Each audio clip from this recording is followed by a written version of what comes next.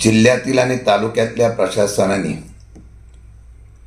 राजकीय भूमिका घेण्याचा प्रयत्न करू नये आणि जर अशा प्रकारची भूमिका घेऊन आमच्या कार्यकर्त्यांनी पदाधिकाऱ्यांना नाहक त्रास देण्याचा प्रयत्न झाला तर मला रस्त्यावर उतरावं लागेल, अशा प्रकारचा इशारा मी या असलेल्या बैठकीच्या माध्यमातून देतोय.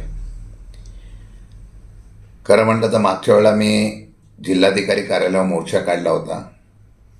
त्या मोर्चाचा हेतू एवढाच होता की सरकार बदलल्यानंतर सरकारच्या असलेल्या प्रशासनाची ज्या पद्धतीने कामकाज होतं त्याचा निषेध म्हणून आम्ही त्या ठिकाणी मोर्चा काढला होता. पण त्यामध्ये सुधारणा होण्याच्या ऐवजी उलट हा प्रकार वाढायला लागलेला आहे. आता गावातल्या क्षुल्लक कारणासाठी सुद्धा जर अधिकारी दबावाखाली जर काम करत असतील आणि राजकीय पक्षाच्या असलेल्या कामासारखं काम करत असतील तर लोकशाही टिकवण्यासाठी या विरोधामध्ये मला पूर्णपणाने आवाज उठवावा लागेल. उदाहरणार्थ मी आपल्याला सांगू इच्छितो की काही दिवसापूर्वी ग्रामपंचायतीच्या निवडणुका लागल्या. ग्रामपंचायतीच्या निवडणुका ह्या गावाच्या स्तरावर होत होत्या. त्यामध्ये आता त्याला काही लोक आपल्या राजकारणातला अधिकाराचा वापर करून, दबाव तंत्राचा वापर करून निवडणुकाला दाबण्याचा प्रयत्न होतो. जे केंद्रामध्ये मोदी सरकारच्या माध्यमातून केलं जातं, ईडीचा, इन्कम टॅक्सचा धाक दाखवला जातो, राज्यामध्ये जसा दाखवला जातो तशाच प्रकारची प्रवृत्ती कोरेगाव मतदारसंघामध्ये, कोरेगाव, खटाव, सातारा या सर्व इकडे होत्या. यामध्ये पोलीस प्रशासन, त्याचबरोबर रेशनिंग दुकानदारांच्यावर होणारा अन्याय असेल, त्याचबरोबर प्रांत, तहसीलदार वगैरे ह्या सगळ्या कार्यालयामध्ये पंचायत समितीचे व्हिडिओ असतील, या सर्वांच्यावर एक वेगळ्या प्रकारचा दबाव अगदी शिपायापासून ते वरच्या अधिकाऱ्यांपर्यंत आवारच्या भाषेमध्ये त्याचबरोबर दबाव टाकण्याचा प्रयत्न सातत्याने होतो आहे. आता अन्याय सहन करण्याची पण सीमा असते. ग्रामपंचायतीच्या निवडणुका किंवा इतर निवडणुका लोकशाही मार्गाने तुम्ही जिंकाव्या, परंतु त्या जिंकू शकत नाही म्हटल्यानंतर या गैरमार्गाचा उपयोग केला जातो आणि दुर्दैवाने त्यामध्ये अधिकारी त्यांना मदत करतायत, याचा मला निषेध करावा असं वाटतो. आजपर्यंत मी सर्वांना बरोबर घेऊन जाण्याचा प्रयत्न करत होतो. सध्याच्या असलेल्या सत्तेमध्ये बसलेल्या लोकांचा दबाव लक्षात घेऊन त्या पद्धतीने अधिकाऱ्यांना समजून घेत होतं. मग काही लोक जाणीवपूर्वक जर तसं करत असतील आणि जिल्ह्याच्या प्रमुखापासून तालुक्याच्या स्तरावर लोक घाबरून जर काम करत असतील तर या इथे प्रशासन नावाची चीज राहणार नाही. या ठिकाणी कायदा सुव्यवस्था राहणार नाही, अशा प्रकारची भीती आहे. कायदा सर्वांना समान असावा. एका ठिकाणी कारवाई झाली तर त्याच निकषामध्ये सगळी ठिकाणी कारवाई त्याच निकषात व्हायला पाहिजे. आम्ही आजपर्यंत कुठल्याही परिस्थितीमध्ये विरोधामध्ये असलेल्या व्यक्तीचा सुद्धा कारवाई करून सुडाचं राजकारण कधी केलं नव्हतं. पण आता अति व्हायला लागलेलं आहे. शिरडोनच्या ग्रामपंचायतीमध्ये सुद्धा एक उदाहरण म्हणून सांगतो. शिरडोनच्या ग्रामपंचायतीच्या निवडणुकीला अगदी महानगरपालिकेच्या असलेल्या अधिकाऱ्यांना दम देणे एवढंच नव्हे तर सरपंच पदाच्या उमेदवाराला त्या ठिकाणी ईडी आणि इन्कम टॅक्सचा धाड लागून त्या असलेल्या कृषी अधिकाऱ्यांना धाडी टाकून त्या ठिकाणी त्यांना दबाव टाकण्याचा प्रयत्न करणे ही लोकशाहीचं द्योतक नाही आणि दुर्दैव आहे. नाहीतर शिरडोनला सरपंचापासून सगळ्या जागेचा निवडणुकीचा निकाल हा राष्ट्रवादीच्या माध्यमातून लागला असता ही काळ्या दगडावरची रेघ होती. आपण निवडून येत नाही म्हटल्यावर कधीतरी चिठ्ठ्याचं प्रमाण काढायचं आणि कधीतरी दबावाचं तंत्र टाकायचं, अशा प्रकारचा प्रयत्न सुरू होतोय. हा रडीचा डाव खेळण्यापेक्षा लोकशाहीमध्ये दिलदारपणाने खेळण्याचा प्रयत्न करणं खऱ्याची गरज आहे. आज औषध आरोग्य विभागाच्या बाबतीमध्ये अनेक तक्रारी आहेत, परंतु याकडं दुष्काळाकडं लक्ष नाही. पण कपटी राजकारणासाठी काही लोकांना वेळ आहे. आता हे करत असताना आपल्याला सांगतो की ज्या लोकांचे रेशनिंगची दुकानं आहे नियमानुसार त्या ठिकाणी चेकिंग केलं, नियमानुसार त्या ठिकाणी पाहणी केली, मी समजू शकतो. परंतु जाणीवपूर्वक त्या लोकांच्यावर धाडी टाकून तुम्ही इकडे या तरच तुम्हाला त्या ठिकाणी मदत करू, नाही तर तुम्हाला कारवाई करून ते रेशनिंगची दुकानं त्या गरिबांच्याकडून काढून घ्यायची आणि दुसऱ्याकडे देण्याच्या बाबतीत मला दबाव टाकायचा, हे दुर्दैवाने होत आहे. त्यामध्ये महिला बचत गट असेल किंवा महिला भगिनींच्या असलेल्या रेशनिंग दुकानंसुद्धा त्या ठिकाणी वंचित केलं जात नाही. हे कसलं राजकारण आहे? आणि हेच जाऊन द्या, आज पोलिसांच्या माध्यमातून खोटे गुन्हे दाखल करण्याचा आणि तडीपारी करण्याचा प्रयत्न केला आहे. मी कुठल्याही गुंडगिरीचं समर्थन करत नाही, परंतु हे करत असताना आज मला सांगावंसं वाटतं की 70 वर्षाच्या माणसापासून ते एकाच कुटुंबातल्या 10 लोकांना तडीपारी करण्याचा कुठला नियम लावला आहे मला कळत नाही. म्हणजे 70 वर्षाचा माणूस हा संघटित गुन्हेगार होऊ शकतो आणि त्याला तडीपार केला. तडीपार करण्याचे निकष आहेत. मग त्या निकषामध्ये फक्त काही लोकांचीच नावं आणायची, बाकीच्या लोकांना मुकलिक करायचे, हा कुठला निर्णय कोरेगाव पोलीस स्टेशनमध्ये आलेला आहे? अहो, एवढं कमी पडतं म्हणून काय झालं? आता त्या असलेल्या सगळ्या गोष्टीतून एका ठिकाणी ग्रामपंचायतीची निवडणूक लागली आहे. त्या निवडणुकीमध्ये आमचा उमेदवार आहे आणि त्या उमेदवाराची कधीची 323ची केस, त्याला जामीन आहे का नाही त्यालासुद्धा माहीत नव्हतं. ती आता उकरून काढली आणि सांगितलं की तुम्ही ती केसमध्ये जामीन घ्या, नाही तर तुम्हाला अटक करू. आणि 5 तारखेच्या निवडणुकीच्या अगोदर 2-3 दिवस अशा प्रकारचा निर्णय होतो. म्हणजे पोलीस डिपार्टमेंटने काही लोकांचा नुसती सुपारी घेऊन ठेका घेतलेला आहे का? अवैध धंदा बंद करा अशा सूचना तुम्हीच देता आणि नंतर कोणाला तरी मध्यस्थी घेऊन तडजोड करायची आणि मग त्यांना त्या ठिकाणी ह्यांचं काम करा, मग जे तुम्हाला हे करतो.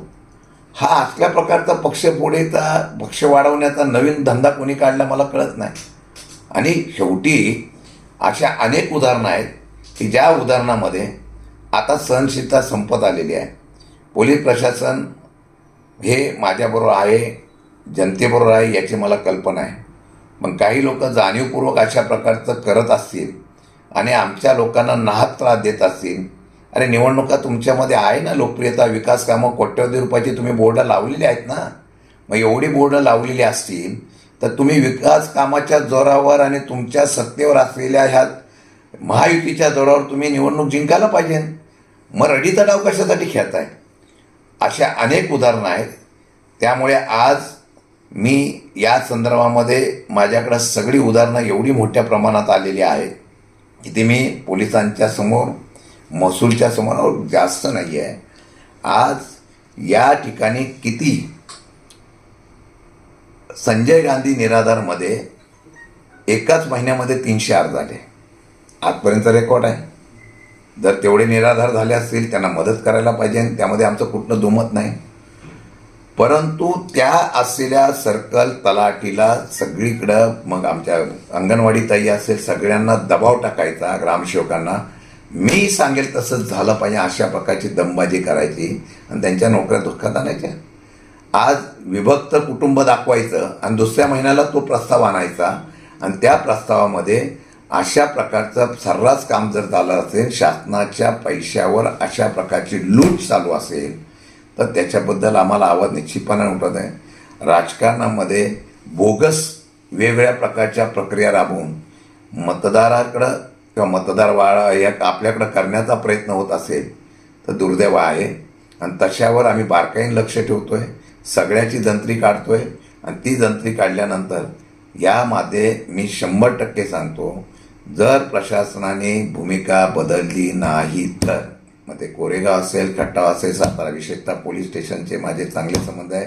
खालचे शिपायापासून सगळ्या अधिकाऱ्यांना मी रिस्पेक्ट देतो, पण इतकं वाहून घेतलेलं मला चालणार नाही. ते झालं नाही तर मला काही ना काहीतरी आंदोलन करत बेमुदत आंदोलनाला उतरावं लागेल आणि मग त्याची पूर्ण जबाबदारी ही प्रशासनाची असेल. लोकशाही जिवंत ठेवायची असेल तर मला ते करावं लागेल. आणि म्हणून या असलेल्या घाणेरड्या राजकारणाला कुठेतरी शेवट केला पाहिजे. आणि या राजकारणामध्ये सामान्य लोकांचा बळी जाऊ नये, सामान्य लोकांना त्या ठिकाणी कोर्ट कचऱ्या करावं लागू नये, सामान्य लोकांची घरं आणि संसार उद्ध्वस्त होऊ नये या बाबतीमध्ये आता सहनशीलतेच्या पलीकडे गेल्यामुळे मला नाईलाजाने मोठं आंदोलन करावं लागेल.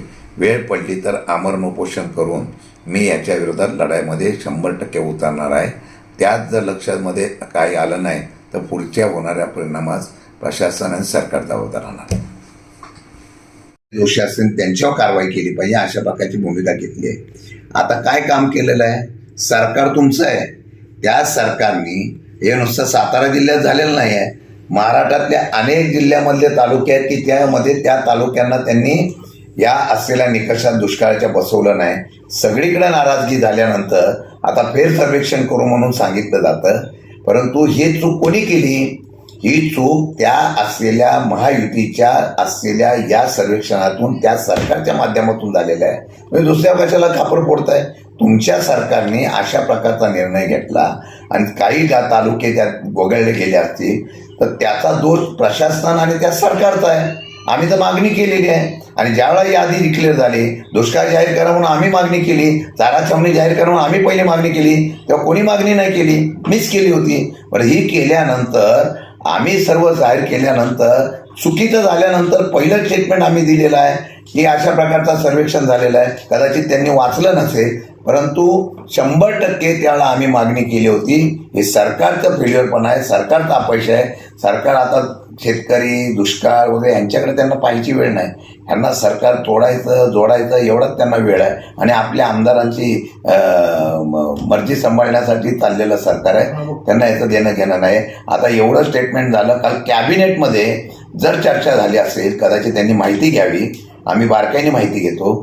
कॅबिनेटमध्ये जर तशी चर्चा झाली असेल, काही मंत्र्यांनी सुद्धा सांगितलं चुकीचा कसा सर्वेक्षण झाला, म्हणजे तुमच्या सरकारमधलेच मंत्री त्या ठिकाणी जर विरोध करायला लागले की अशा प्रकारचा सर्वेक्षण चुकीचं झालं असेल, निकष कुठला पकडला, तर त्या बाबतीमधली जबाबदारी ही राज्य सरकारची आहे आणि इथल्या प्रशासनाची आहे. त्यामुळे त्यांनी काय निकष ठेवले होते, काय केलं, त्यांना तालुके कमी करायचे असतील का काय, हा त्यांचा प्रश्न आहे. पण आम्ही काय केलं? आम्ही आमच्या पद्धतीने विरोधी पक्ष म्हणून आम्ही मागणी केली ती केलीच. जिल्ह्यात कोणी पहिली केली नाही, जिल्ह्यात आम्हीच मागणी केलेली आहे. पाठपुरावा काय करायचं? परवा जाहीर केलं तोपर्यंत आम्हाला माहीत नव्हतं की तुम्ही ह्या तालुक्यामध्ये हे करणार आहेत म्हणून. आम्ही मागणी केली होती की दुष्काळ जाहीर करा, चारा छावणी जाहीर करा.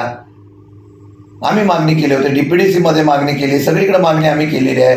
ताबडतोब बैठक या दुष्काळाच्या संदर्भातली ही मागणी करणारे शशिकांत शिंदे पहिला असो, त्यांनी त्यांच्या पक्षाची भूमिका राबवायची ती राबवली त्यांनी. आणि काय आहे का, काल उत्तर भागातले काही लोक प्रशासन अधिकाऱ्यांना भेटायला आले होते, प्रांतांना आणि तहसीलदारांना. ते माजी उपसभापती संजय साळुंखे वगैरे. त्या भागामध्ये परिस्थिती गंभीर आहे, चाऱ्याची, पाण्याची, जनावरांची. ते प्रांतांच्याकडे काहीतरी केसेस सुरू होते, त्यामुळे त्यांना काही भेट प्रांतांची मिळाली नाही म्हणून ते तहसीलदारांकडे गेले. तर तहसीलदारांकडे गेल्यानंतर तिथं असं समजलं की चारा छावणीचा प्रस्ताव मागे पाठवला होता 2 महिन्यापूर्वी. तो प्रस्ताव आयुक्त पातळीवर मंजूर झालेला नाही. इतकी तिकडं चाऱ्याची भीषण परिस्थिती असताना तो मंजूर झालेला नाही. तर त्यांनी ते इशारा दिला आहे त्या लोकांनी की बाबा हे जर तुम्ही चाऱ्याची आमची नाही व्यवस्था केली किंवा जनावरांच्या पाण्याची नाही व्यवस्था केली तर आम्ही जनावरं तुमच्या सर्कल ऑफिसर तलाठी कार्यालय समोर आम्ही बांधणार असा इशारा दिला. तेव्हा मग कालपासून तहसीलदार पातळीवर हालचाली सुरू झाल्या. नव्यानं प्रस्ताव पाठवायचा. तो प्रस्ताव पूर्वी पाठवलेला असताना तो मंजूर का नाही झाला? असं आहे की त्यावेळेला जनावरांच्या चाऱ्याच्या संदर्भातले निर्णय झाले होते. कोरेगावचा तो भाग असेल, खटाव वगैरे, मान वगैरे, मला वाटतं आपण आपल्या भाडळे भागात टंचाईमध्ये मी भाडळे वगैरे सगळीकडे मागणी केली होती. त्याचे प्रस्ताव तयार केले होते. प्रस्ताव वरती गेल्यानंतर त्यांनी सांगितलं की पाऊस पडलेला आहे आणि पाऊस पडल्यामुळे आता चाऱ्याची आवश्यकता नाही. आपल्याला कल्पना असेल, मी सांगितलं होतं की नदीकाठीमध्ये पाणी जर उतरलं असेल तर तिथं ओला चारा उभा करण्याचा प्रयत्न कृषी विभागाने आणि पशुसंवर्धन विभागाने करावा. ह्या सगळ्या सूचना मी केल्या होत्या, पण प्रत्यक्ष कृतीत आल्या नाही. हे दुर्दैव आहे, कारण त्याचं गांभीर्य कोणी घेतलं नसेल. त्याला कसं आहे, प्रशासनाच्या माध्यमातून पालकमंत्री या सगळ्यांनी बसून त्याच्यावर लगेच ती कारवाई करायला पाहिजे नव्हती. पण तो प्रस्तावच वरती गेला नसेल तर ते दुर्दैव आहे. नाही, असं- पाऊस पडला म्हणून असं सांगण्यात आलं मी का बोलतो हां. आणि तो आयुक्त लेवलवर गेला असेल आणि तो जर मंजूर झाला नसेल तर विधानसभेच्या अधिवेशनामध्ये आम्ही याचा दाब 100% विचारू. एक दुसरी गोष्ट अशी आहे की त्यांनी सांगितलेल्या ज्या आंदोलनाला माझा पूर्ण पाठिंबा आहे. शेवटी राजकारण म्हणून नाही, परंतु जर अशा पद्धतीने ह्या ठिकाणी दुर्लक्ष करण्याचा प्रयत्न कोण करत असेल तर त्याच्या संदर्भामध्ये आम्ही पूर्णपणाने त्या आंदोलनाच्या बरोबर माझं समर्थन आहे किंवा याविरुद्ध आवाज आम्ही उठवणारच आहोत. दुष्काळाची तातडीने बैठक घेण्याच्या संदर्भात पाणी वाटपाची बैठक झाली. पाणी वाटपाच्या बैठकीमध्ये सुद्धा अजून वाद निर्माण झालेले आहेत. या सर्व गोष्टीचा विचार करून भविष्यातले पाणी वाटपाच्या संदर्भातला निकष काय असावा याची बैठक घेऊन तातडी निर्णय घेण्याचा गरजेचा आहे. एक दुसरी गोष्ट आहे की ते आता महायुतीमध्ये असताना सुद्धा त्यांना जर आंदोलन करावं लागेल असेल तर आमच्यासारख्याने काय केलं पाहिजे तुम्ही विचार करा. आणि म्हणून त्या सर्व गोष्टीच्या माध्यमातून आम्ही शेतकरी आणि जनावरं टिकली पाहिजे म्हणून आम्ही त्याप्रमाणे आंदोलनात बरोबर असू. काय